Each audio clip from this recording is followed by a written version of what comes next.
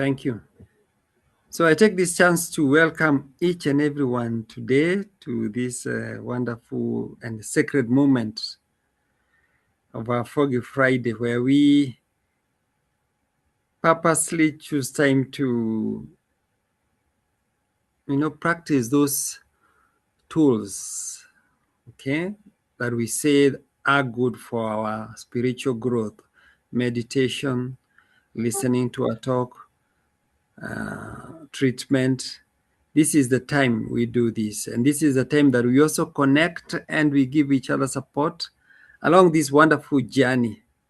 So today I welcome you to today's Foggy Friday, today being June 12th, 2026. And this is a wonderful time. It's a wonderful time because this is the time that Spirit has chosen for us to be here. Okay. So just know, and this is the truth, know that this is the right time, you're in the right place, and everything is unfolding perfectly. In today's program, we are blessed to have a talk from Reverend Mel, and I'm really looking forward to this talk. A talk entitled "I Had It, I Lost It, then I found it again." I like it. I like the fact that eventually you get to find it, whatever it is. It carries a lot of hope, that eventually. So I'm really looking forward to hearing this talk. But before we go there, I would want to invite Reverend Claire to lead us into a short meditation. We do a short meditation. And then also that will lead up into the opening treatment. You do for us the opening treatment, and thereafter I'll tell you what next. Welcome, Reverend Claire. Thank you, Paul. Thank you. Yeah, let's just take this opportunity to go within for a moment. You may want to close your eyes, or you may want to look at something beautiful that's near you. We just take a breath, let ourselves relax.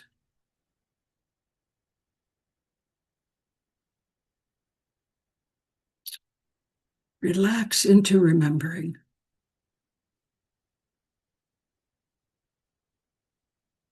Relax into knowing that infinite creative urge, that energy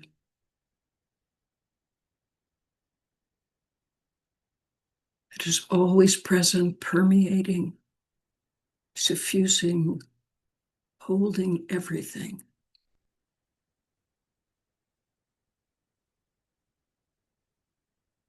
And we just take a moment to let ourselves feel that.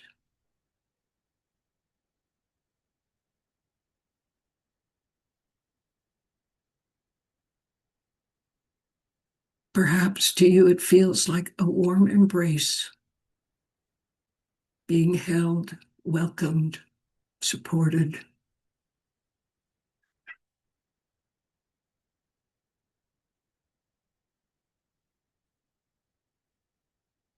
Perhaps it feels like being in a very high place, almost infinite view, a sense of possibility and freedom.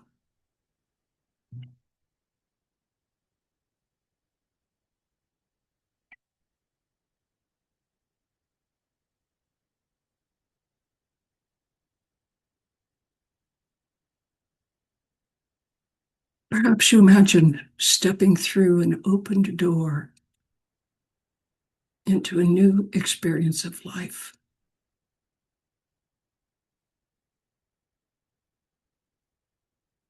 And knowing heaven, this kingdom of God, is always there, not somewhere we're trying to get, but something we're creating day by day.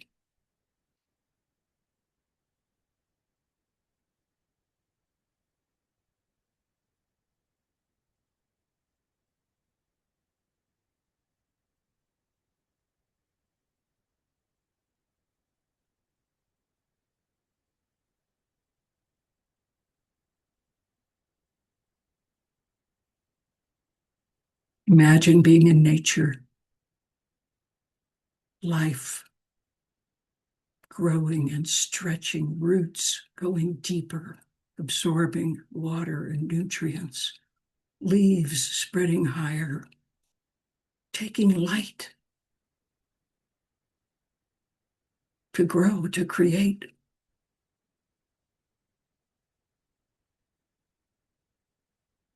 That energy is in us too, reaching down, stretching up, creating new life. It's our nature, just as it's the tree's nature to create fruit. It's what it does.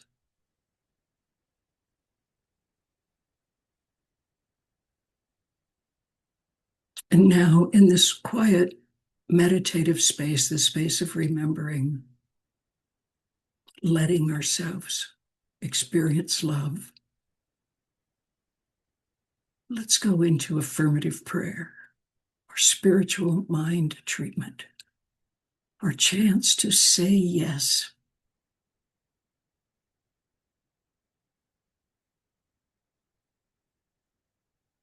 We know God as love. We know God as peace. We know God as joy, beauty, connection. And because I'm one with that infinite energy, because there's no place where it is not, I too am love. I am peace. I am joy. Qualities, that energy flows through me and out into the world. And as I know this is true for me, I know it's true for each person here because we are all one. Each of us. That perfect spark, that perfect divine expression.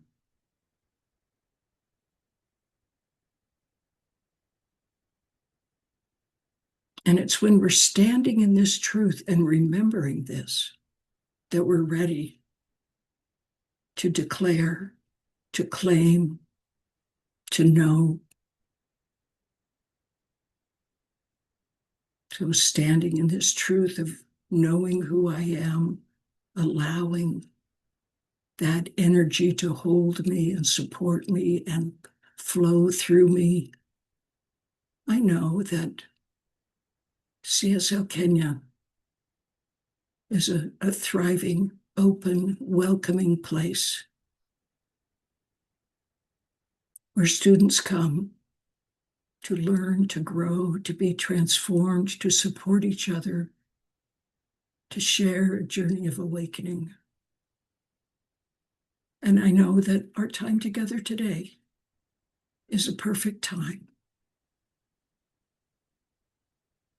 One person here, several hear exactly what they need to hear today to make a difference. We know Reverend Melody, as she speaks, listens to spirit, knows what needs to be said and says it with joy, with enthusiasm. We're so grateful to be here together. We're grateful for this meeting that is happening right now, unfolding. We live in gratitude, both for the incredible blessings we've already received and for the blessings we're receiving right now, this instant, and for all the amazing good that awaits us in the future. For all of that, we're truly grateful. So in gratitude, in joy, in expectation of good, we close this treatment by saying together, and so it is. So it So is. it is. And so it is. Thank you. Thank you very much, Reverend Claire. You're welcome. And so Thanks it for asking is. me. Karibu sana, welcome. I liked that meditation, and I like the element of closing with expectation, and the fact that we are always creating heaven in our thoughts. That's good. Thank you very much. I was expecting that we'd have some info regarding classes, maybe from Reverend Pat. Maybe Reverend Claire, do you have some Yes. updates? So our Yes. next class is starting June 25th. This is a class called Your Creative Word, using spiritual mind treatment to transform your life. Myrna and I are teaching it. It's a class we love to teach. This is a powerful spiritual practice. And if you're brand new, I see Pavel here, it's a perfect class for you to learn how we use affirmative prayer. And we don't tell you this is how you're supposed to pray. It's an invitation. Try this, see what happens. Or if you've been using this tool for years, it's a perfect class to come and deepen. We'll have a chance to practice. One thing I'm excited about as part of this class is setting up prayer partners. So each person in the class will receive a prayer partner and learn how that works. And some people will continue on with their prayer partners. It's just during the class, but you get a chance to see that. I know I have like about 5 prayer partners. I need a lot of support, and I don't know what I'd do without them. And it's wonderful practice. So anyway, if you want to do it, you can go into the student chat and put your name there, or just let somebody know, and we'll get you on the list, get you the student materials, and one of the books I actually managed to send some to Kenya, and there maybe I don't know how many got there because they kept coming in dribbles, but I think maybe 10 got there. So the first like 10 people, that's a gift from me that can go into the office and pick up that textbook. It's a book called 5 Steps to Freedom. It's about freedom. So anyway, come with us. We'll have a wonderful time together. Thank you, Paul, for letting me. I love that. I love to do a sales pitch. Okay, you're most welcome. Thank you. Reverend Melody, do you have any other announcement?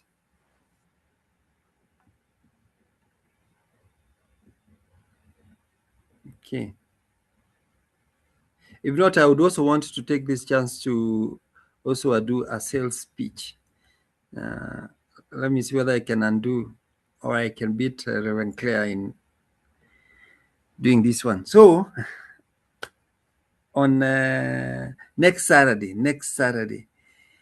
we will be having the usual community gathering, and this is a moment whereby we meet live, and we will be having this gathering at the office.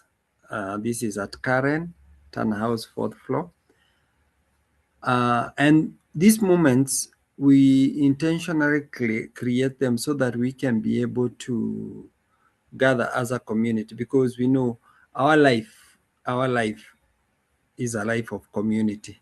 So we will be meeting as we normally do, and we normally meet every other third Saturday. So we'll be meeting at the office. We are hoping that we can stream it live, but if it doesn't happen, the live one will still continue. Even if you're not able to stream it, the live one will continue. So you are all welcome.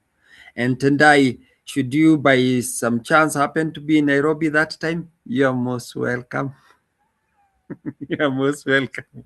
Would love to have you there. So that's an open invitation to all on Saturday at Karen. No, not tomorrow, the next Saturday at Karen at our office. Thank you. So Thanks, I Paul. What want us. time is it going to be happening? Thank you very much for that reminder. Yes. Normally, we put it out there. The post had said we start at 2. We'll be starting at 2 p.m. So that's the time that you should show up. And we also ask if you can just carry along a snack and then you come, we share. That's part of the sharing. Not only do we share what it is that we are thinking or what we know, but we also share a meal. So if you have a snack, carry along and we can share that meal. Thank you for reminding me on that one, Reverend Mel. Okay, Christine, welcome. So now I want us to sing our song, and this time I'm inviting Reverend Mel to lead us in this song. So we'll be taking turns to lead. Last time I was the one who was leading. So this time is Reverend Mel. Next time maybe it will be Wairimo or Tendai. So we'll see. All right. Well, let's hope I'm in tune today. Okay. Okay. And join in if you want to, whether you have your mic open or muted, it's up to you. All right. We are one people, one strong heartbeat, just one spirit shining bright within us all. We are part of one another, born to love each other. When it's all said and done, we are one. We are one people, one strong heartbeat, just one spirit shining bright within us all. We are part of one another, born to love each other. When it's all said and done, we are one. When it's all said and done, we are one. Thank you, Reverend Mel. Yeah, you are in tune. That was good. That was good. Just as a reminder, we are one people. We are one people. We may be expressing ourselves differently in different places, but at the bottom of all, when it's all said and done, we are just one people. And this is one of the fundamental truth and one of the awakening. Once we were awakened to that realization, as Reverend Claire had said, we will know we are already in heaven, because in heaven we are one. Everything is one. So when we get into that realization, we will know we are already in heaven. Now, join me. I want to take this moment to welcome our speaker of today. And for some reason, I'm more excited about the topic than the speaker, but it's okay. So our speaker of today is none other than Reverend Mel. Reverend Mel is our spiritual leader. She has been with CSL Kenya for quite some time, and she has also made visits to Kenya. And whenever she comes, we always get time to link up and have a good time with her. So I can confidently say she is a friend. And I'm excited to introduce her. And she's giving us a talk that says, entitled, I Had It, I Lost It, and then I Found It. And I like that. I like the finding. I like the finding more than anything else. So, Reverend Mel, over to you. Welcome. And we look forward to your wonderful talk. Thank you. All right. Take it away. Thank you, Paul. Much appreciated. So, good morning and evening, everyone. And I have a question. Have you ever had one of those beautiful spiritual times in your life and then you lose it? Maybe in the grocery store parking lot. I have. You know, those beautiful moments when you've been in a meditation or after a church service when you feel completely peaceful. You're thinking loving thoughts about everyone. You feel connected to the universe. You're practically glowing. Then someone takes the parking spot you were waiting for, and suddenly that enlightened spiritual being disappears in seconds, and you find yourself thinking, wow, that didn't last long. This is when you realize I had it and I lost it. But what if we didn't really lose anything? What if we just got temporarily distracted? We are spiritual beings experiencing a human life after all. I must admit something right at the beginning. I have had many other moments in my life where I thought, I've got it now. I finally understand this spiritual thing. And then a while later, something happens and I think, oh, well, apparently I don't have that peaceful feeling anymore. And maybe you've had that experience too. Yeah, I've left meditations, spiritual retreats, conferences, feeling peaceful, connected, and even spiritually enlightened. And then someone cuts me off in traffic, and there goes that spiritual feeling, that connected feeling. Or maybe a family member pushes one of your buttons, or you read the news, and suddenly that peaceful spiritual awareness just disappears. And you think to yourself, wait a minute, I had it. Where did it go? And in the losing of it, what is the it that was lost? Was it my ego that I so often identify with, or my divine self?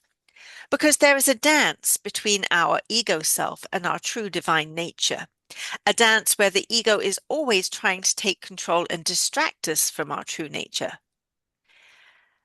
A way to look at the ego is to understand the proverb where the grandfather says, there are two wolves fighting inside each of us, one evil and one good. And the grandson asks, who will win the fight? And the grandfather replies, the one you feed.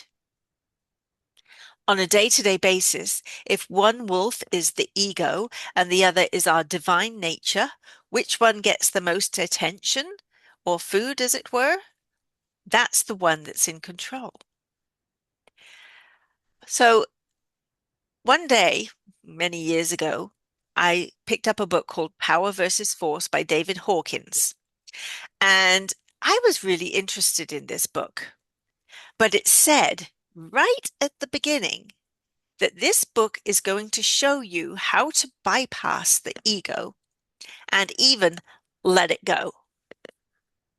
After I had read that, I would find myself doing housework, compiling my taxes, or even taking out the garbage rather than read the book. Yet I was really interested in reading the book, but I kept putting it off. And I finally figured out why this was happening. It was my ego distracting me, so I couldn't learn how to stop it.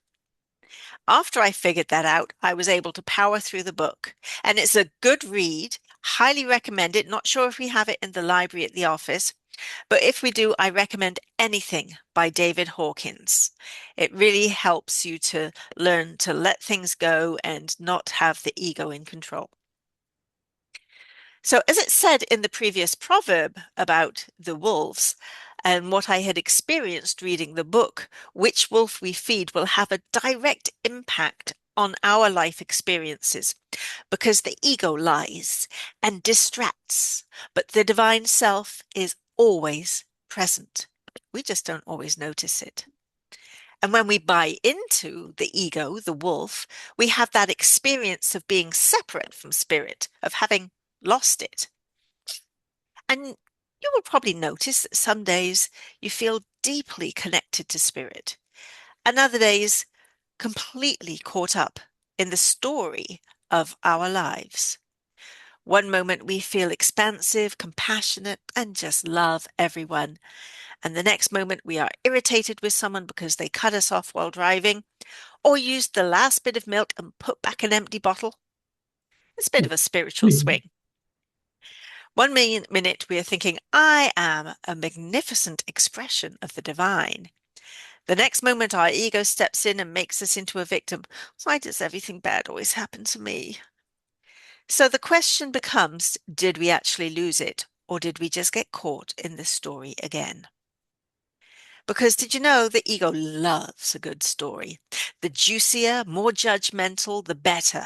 It uses them to distract us from who we truly are, which is why gossip is so juicy and the news hooks you in, or even why when you're driving past an accident, you can't help but stop and look. It's true. Now, our conditioning plays a big role in this ego. We have been shaped by our experiences, our families, our cultures, our successes, our disappointments, among many things. And over time, we build an identity around those experiences. I'm the responsible one, or I'm the one who struggles. I'm the one who always has to fix things. These identities can become so familiar that we believe they are who we are. One place where conditioning showed up for me was around how I thought about myself. At one point, I realized one of the biggest things blocking my sense of peace wasn't other people. It was my own thinking, things I had taken on as my own truths. That little inner voice that said, you should be doing better. You should have this figured out by now. You should be further along. Look at how well so and so is doing. You should be more like her. Or as we say, shoulding on myself. Those thoughts had become so familiar that I didn't even question them. But during some quiet time of reflection, I realized something. Those beliefs were just old conditioning. They weren't my truth. And the moment I began letting go of those harsh judgments and learning to love myself as I am, something softened inside of me. Because when we truly love ourselves, we are actually recognizing that the spirit that is expressing as us. That's when the idea of relaxing, letting go, and allowing spirit to just move through me started to make sense in a deeper way. In the Science of Mind, we teach something very different than our cultural programming.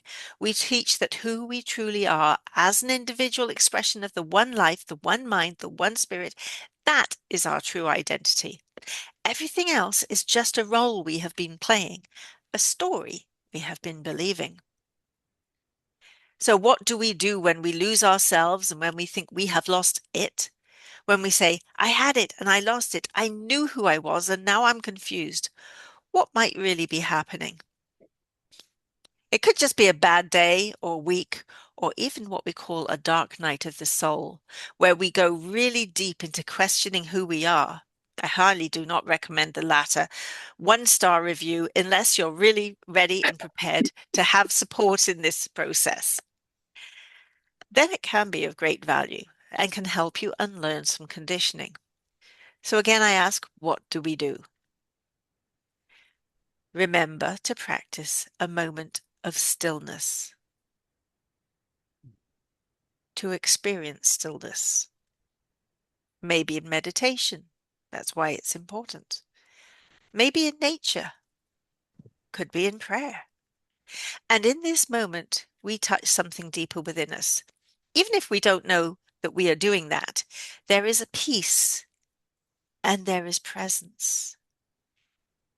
There is a sense that everything is actually okay. A moment of quiet joy and contentment. And when that thinking, that monkey mind, that ego comes back and the story returns, the to-do list, the worries, the judgments, we assume that the spiritual awareness has disappeared. But I don't think it actually disappears. I think we simply stop noticing it. It's like the sun on a cloudy day. Just because the clouds appear doesn't mean the sun has vanished. It's still there. That is why we need to practice the stillness, to bring our awareness back to the vastness of the oneness. It's like the power of now that Eckhart Tolle talks about in his book. It is being fully present, not ego distracted. I've had my experience of getting it. There have been moments, days, even once a whole 5 days in my life where I've truly felt that deep connection. And one of those moments came while I was going through a big life change. Everything around me seemed uncertain, my career, my sense of self. And yet, during my prayer practice, I felt this incredible sense of calm, a knowing, a feeling that life is actually supporting me. And that was one of those times when I thought, I understand. I've got it. And for that day, I walked around feeling, well, very spiritually evolved. How I assume it feels to be enlightened, how I perceive those monks that were on the peace walk in the United States to be. Then something small happened, probably something completely ordinary, and I found myself worrying again. And that's when I thought, oh, it's gone. But over time, I began to realize something important. Those moments of awareness are not meant to be permanent achievements. They are reminders, glimpses of who we truly are. They are small steps back to awareness. This is where something I talked about years ago in another talk comes back. The idea of small steps. When we want to change something in our lives, we don't usually leap to the end result. We take one step, then another, and before we know it, we have moved further along than we could have imagined. And I believe the same thing is true in our spiritual awareness. We don't suddenly become permanently enlightened, though I do believe that can and has happened for some. But for most of us, and perhaps this is a self-limiting belief, I think, at least for myself and some others, we have moments of awareness. Then we forget. Then we remember again. And each remembering is another small step. And guess what helps us remember? Spiritual practices. That is why spiritual practices are so important. Not because spirit needs it, but because we need the reminder. In our meditations, our affirmative prayers, moments of silence, and in our gratitude.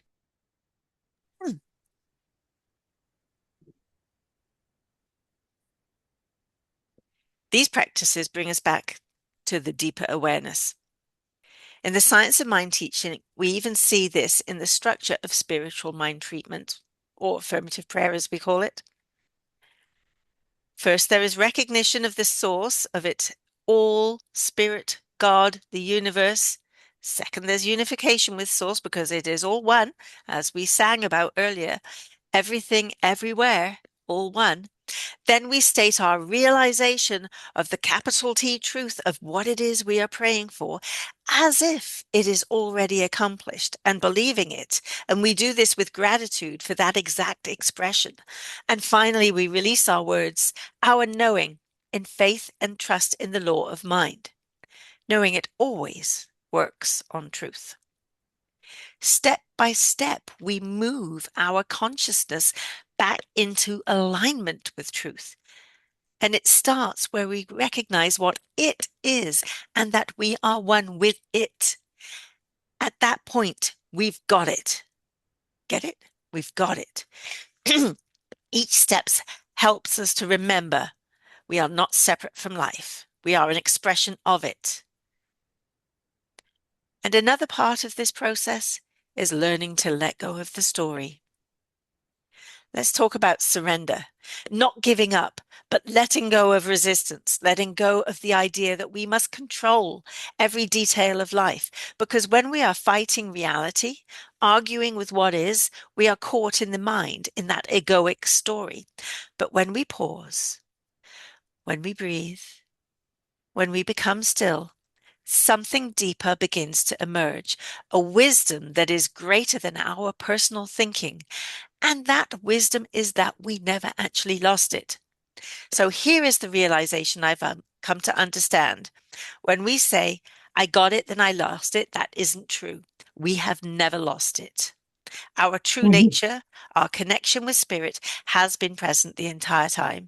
And believe me, it has. The only thing that changes is our awareness of it. Sometimes we are conscious of it, sometimes we're distracted, but spirit itself never disappears. Imagine what life could be like if we began to trust that deeper self more often, Mhm. began living from the deeper self. If instead of reacting immediately to every situation, we paused. If instead of believing every thought our mind produces, we questioned it. Is that true? Can that really be true? If instead of identifying with every role we play, we remembered the greater truth that we are not the roles, we are the presence behind them, the life expressing through them. So this week, I'm inviting you to notice those moments where you think, I've got it. And then, oh, I've lost it. Maybe you felt stressed. Maybe you were feeling reactive. Maybe you're feeling disconnected. Instead of judging yourself, try something different. Pause. Take a breath and become still for a moment. Then gently remind yourself, I haven't lost anything. The deeper self, spirit, is still here. And every time you remember that, even for a few seconds, you are taking another small step back into awareness. Before I close, I would like to remind you that our spiritual life isn't about reaching some permanent state where we never forget, though that would be lovely, but it's about remembering more often. Each moment of awareness, each pause, each prayer, each breath of gratitude brings us back to the truth of who we are. Not the roles, not the conditioning, but the living presence of spirit expressing as us. So if you ever find yourself thinking, I had it and I lost it, just smile because the truth is you never lost it. You simply remembered again. And that remembering is the awakening. Thank you for listening and hopefully you Thank find you. it. Thank you very much, Reverend Mel. Thank you. Thank you. Ah, that was wonderful. So there is no losing. So it's always there. It's always there. It's always there. Thank you. Thank you. I would like to open up the floor to anybody, any reactions to this wonderful teaching, this wonderful talk. Thank you very much, Reverend Mel. You're welcome. You're welcome.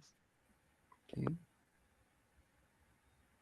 But even as people are unmuting themselves, remind me, what was the book? It was Power versus Force by Power versus. David Hawkins. Okay.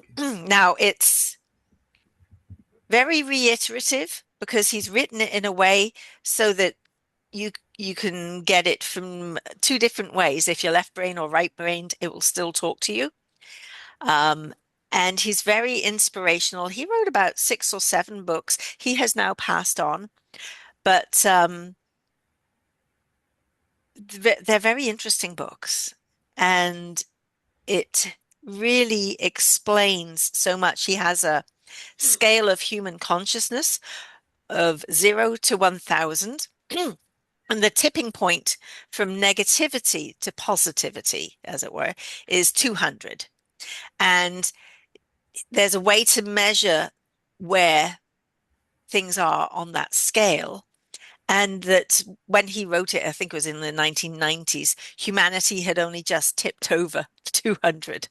And that people who are a very high consciousness level, like, say, Jesus or the Buddha or those enlightened people, their consciousness exponentially offsets those who are at a lower point in the scale. So the enlightened people who are around the world are there to help all of us. And it's not a judgment. Wherever you are on that scale, exactly where you're meant to be. And so, like, not to judge other people because we don't know their path.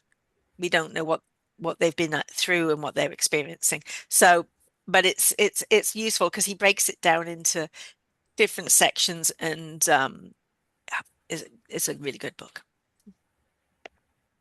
Thank you. Thank you. Mhm. Good. Any question, any reactions?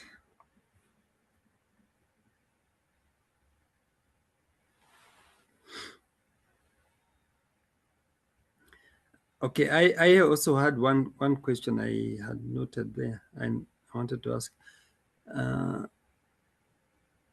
Okay, sometimes I also get confused and even sometimes wonder what is this ego.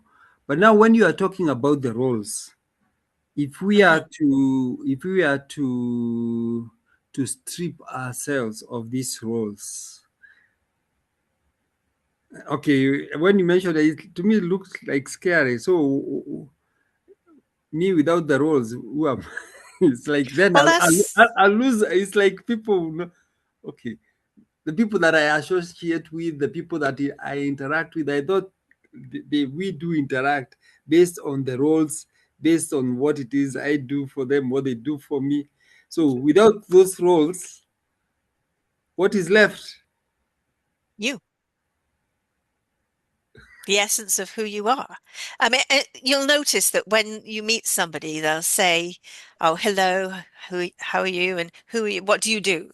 You know, and so we've learned to define ourselves by being uh, a job, a role like a parent or something like that. We're always explaining things that we do versus who we are. Have you ever heard somebody saying, "I'm a magnificent expression of God"? When they say anything? No, because we don't do that. But that's in essence who you are. And the roles, they're useful because they're societal structures.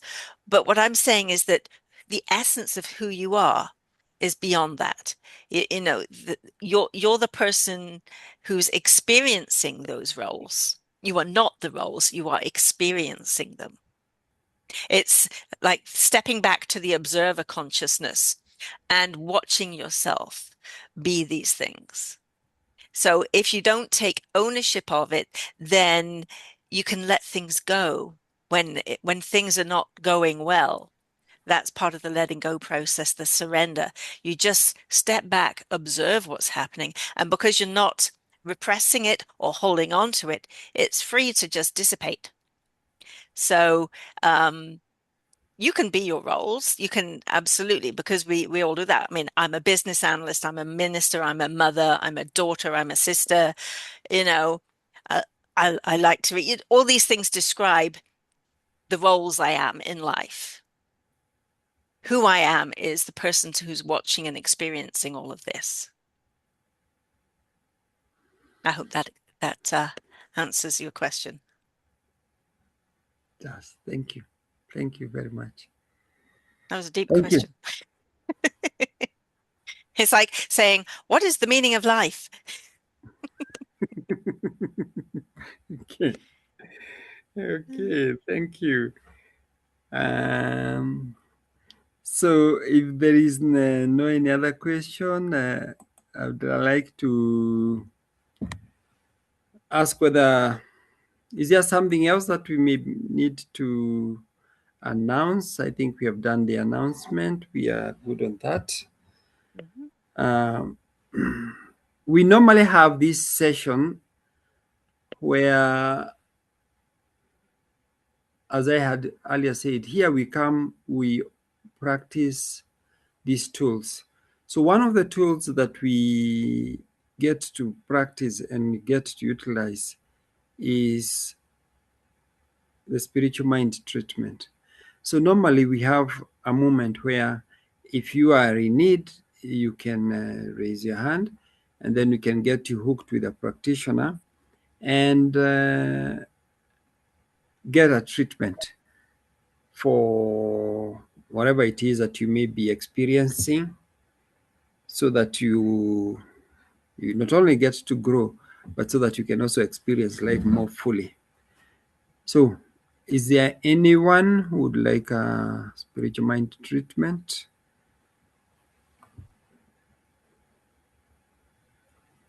Okay, good. So we are all good, and this is good. Okay. So I then would like to invite one of us to give us a closing treatment, and I'm looking at the practitioners here, and I think I'll call on you, Christine. Christine, welcome, and you can also lead us into the closing treatment.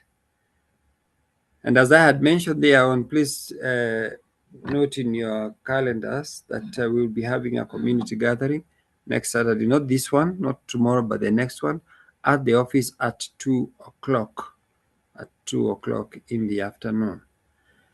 Over to you, Christine, for the closing treatment.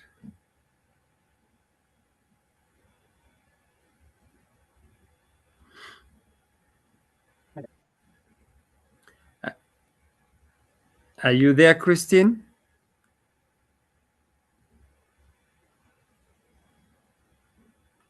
Okay. The treatment doesn't have to be done by a practitioner, but we sometimes call on the practitioners because they are more conversant. And actually, the treatment is just being grateful for what has transpired and kind of just blessing the parting so that we all get to be aware that we are guarded and guided. So it doesn't have to be a practitioner. Anybody else can do this. So, Wairimo, are you feeling called to do this?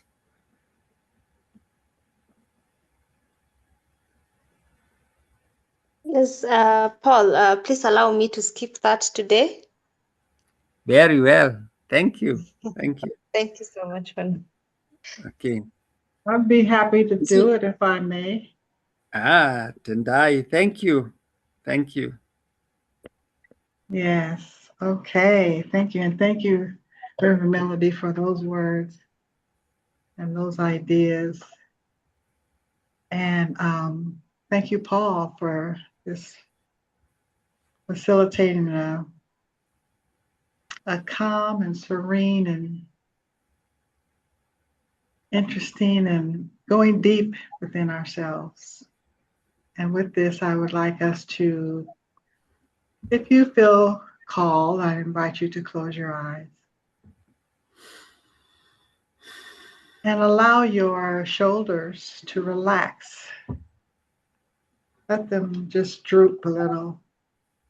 This signals your body that you are prepared and ready. It's safe to just be yourself. Wherever you're sitting or standing or whatever's going on, just allow all that to be behind you and be present in this secret place of the Most High where we know it is the now, and the now is all there is.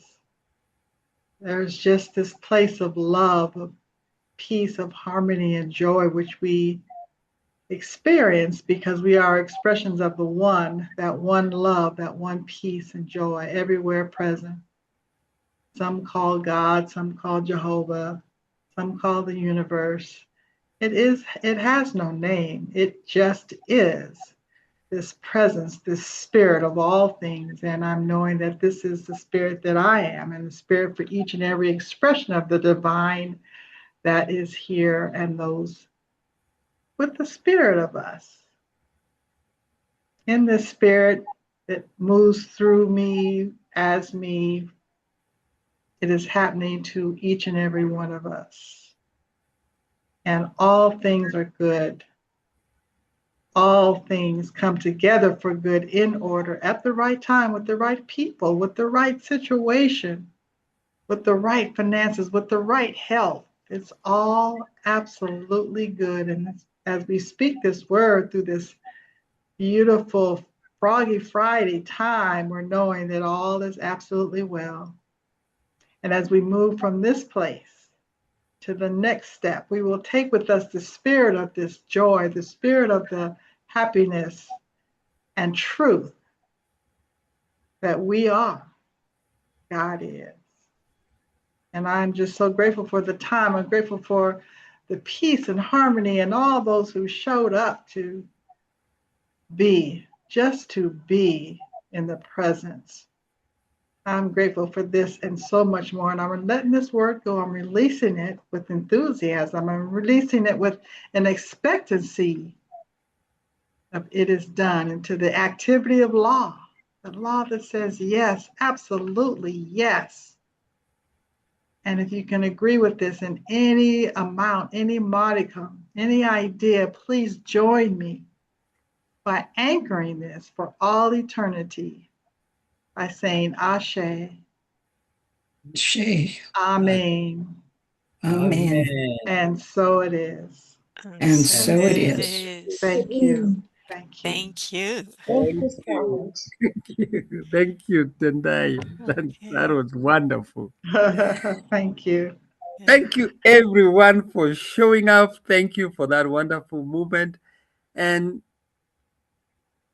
just know, sometimes just your presence in itself is what is required. It's not even so much doing, but even your presence. So thank you very much for showing up, and thank you very much for your presence.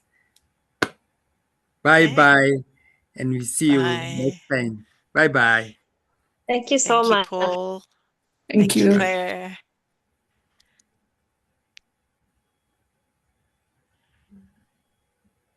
Okay, good job.